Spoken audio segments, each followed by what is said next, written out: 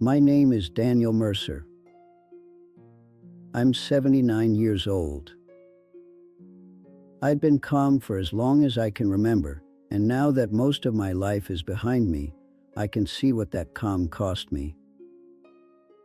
These days my mornings are slow. I wake up before the sun, not because I need to, but because my body doesn't remember how to sleep in anymore. The house is quiet in a way that feels permanent. I make coffee for one, even though I still reach for the second mug out of habit. I usually catch myself before I pour. I sit at the small table by the window. Same chair I've had for 20 years. The wood is worn smooth where my hand rests. I watch the light move across the yard and try not to think too hard about how little time it takes for a day to pass now. People tell me I've lived a good life. They say it kindly, like they're offering comfort. I nod and thank them. I don't argue. I've learned not to make things uncomfortable. That's always been my role.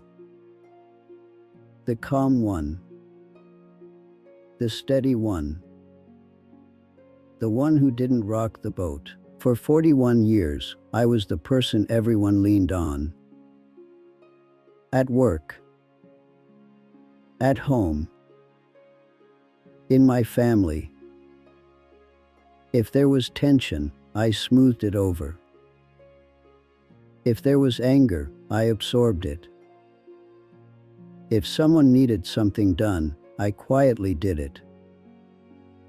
At the time, it felt like strength. It felt like maturity. It felt like love.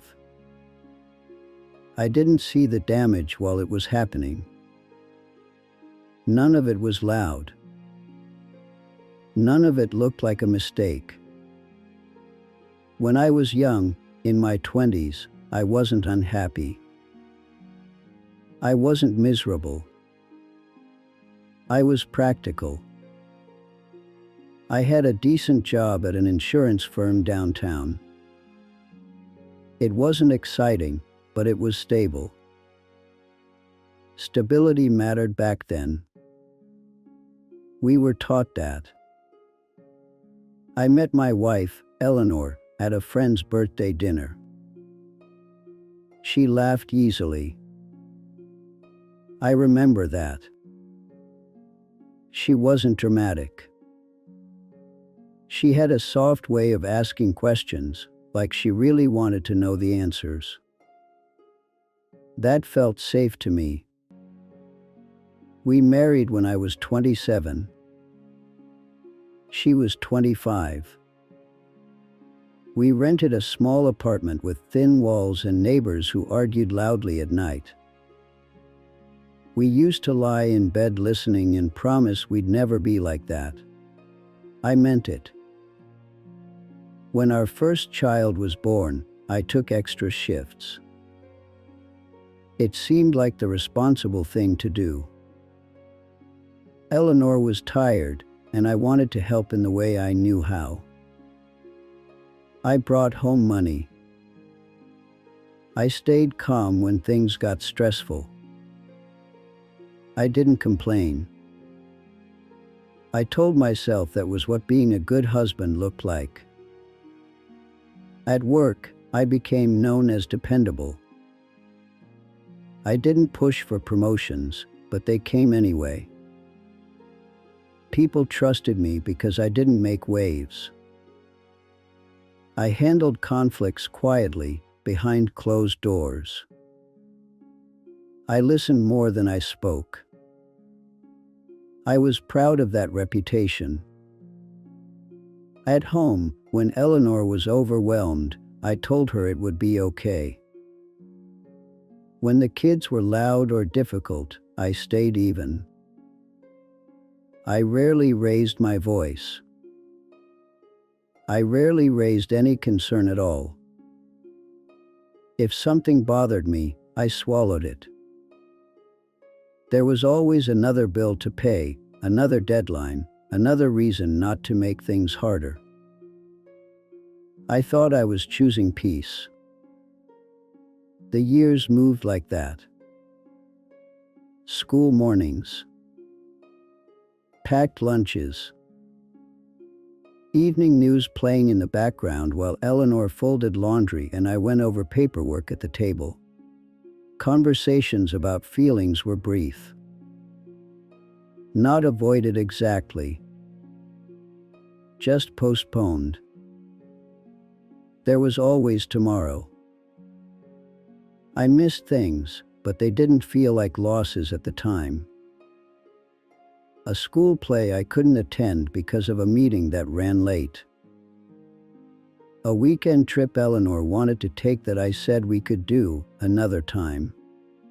A long talk she tried to start when I was tired, and I answered with reassurances instead of honesty.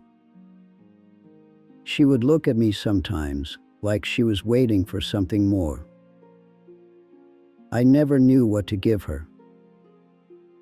When the kids became teenagers, the house grew louder in a different way. Doors closing. Voices sharp with frustration. Eleanor and I would exchange tired glances across the kitchen. I stayed calm. When our son pulled away, spending more time out than at home, I told myself it was normal.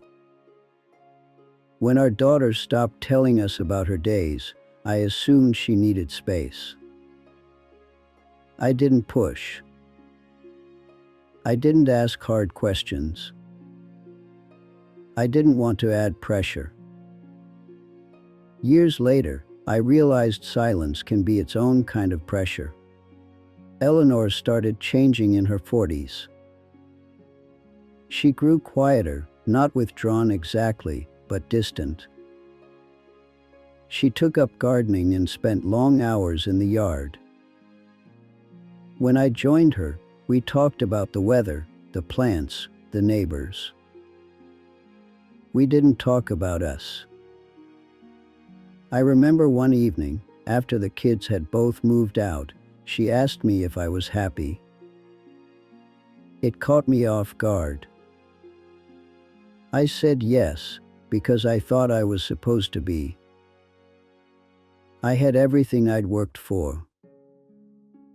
She nodded, but she didn't look convinced. I didn't ask her the same question. That moment comes back to me often now. Not because it was dramatic, but because it was ordinary. It was a doorway I didn't walk through. My career peaked in my early 50s. I had an office with a window. A title that sounded important. People sought my approval. I was respected. I came home tired but composed. Eleanor asked about my day. I gave her the highlights. I never told her how empty I felt sometimes, sitting through meetings that blurred together, solving problems that would return the next week under a different name. I didn't think emptiness counted as a problem. When Eleanor began forgetting small things, we laughed it off. Keys misplaced. Names slipping away. I told her it happened to everyone. When the doctor suggested tests, I stayed calm. I asked practical questions. I didn't show fear. The diagnosis came quietly. Early onset Alzheimer's. I remember holding her hand in the office, feeling how small it felt in mine. She looked at me, eyes searching. I told her we'd handle it. That I was there. I meant it. The years that followed were the hardest I've known, and I moved through them the same way I always had. Methodical, steady, calm. I organized medications, scheduled appointments, learned routines. I became very good at caregiving. What I wasn't good at was grieving while she was still alive. As Eleanor faded, piece by piece, I stayed functional. I didn't cry much. I didn't talk about how it felt to lose her in inches. I told myself there would be time to fall apart later. There wasn't. When she finally passed, the house didn't change much. It had already grown quiet. People came to the funeral. They told me how strong I was, how well I'd handled everything. I thanked them. After that, days stretched long. My son called once a month. My daughter visited on holidays. They had their own lives, and I was proud of them. But I didn't know how to reach them beyond polite conversations.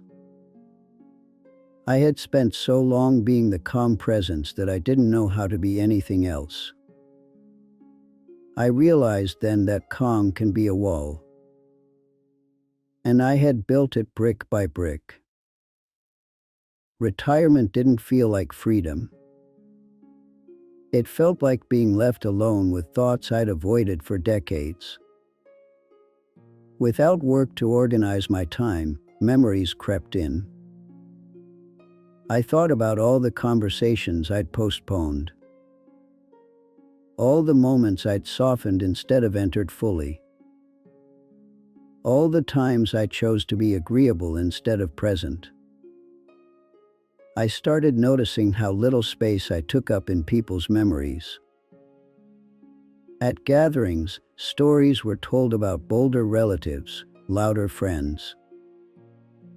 I was mentioned kindly, briefly. He was always so steady.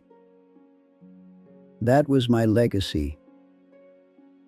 There was a turning point, though it didn't arrive with fireworks.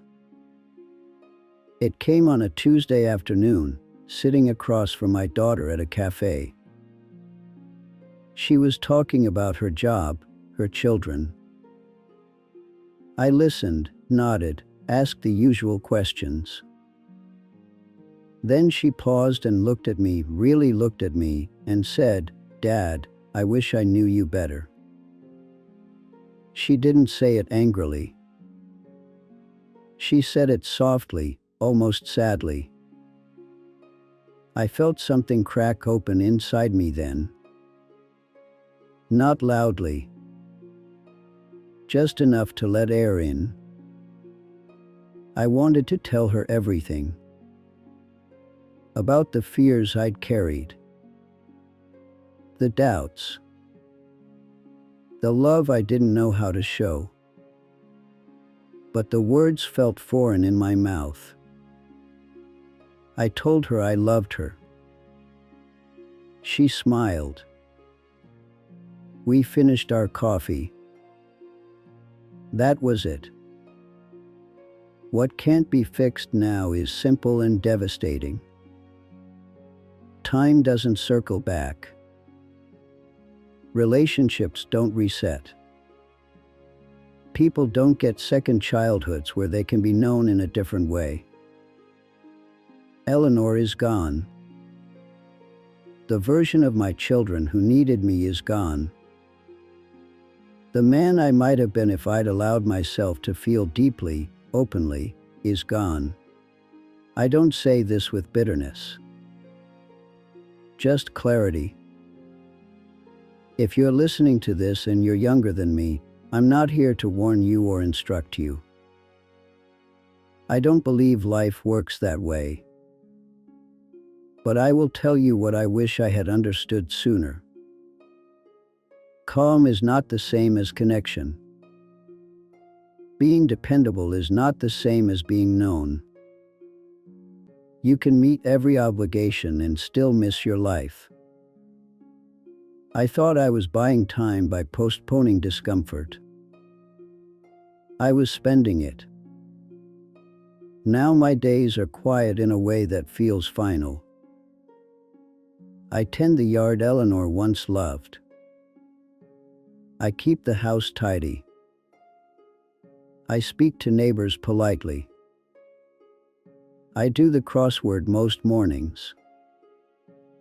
At night, I sit in the living room with the lamp on low and let myself remember. Not to punish myself. Just to acknowledge what was real. There is gratitude here. I loved and was loved. I had stability. I did my best with what I knew. There is also sorrow. They live together now. I don't expect to be remembered loudly. That's all right.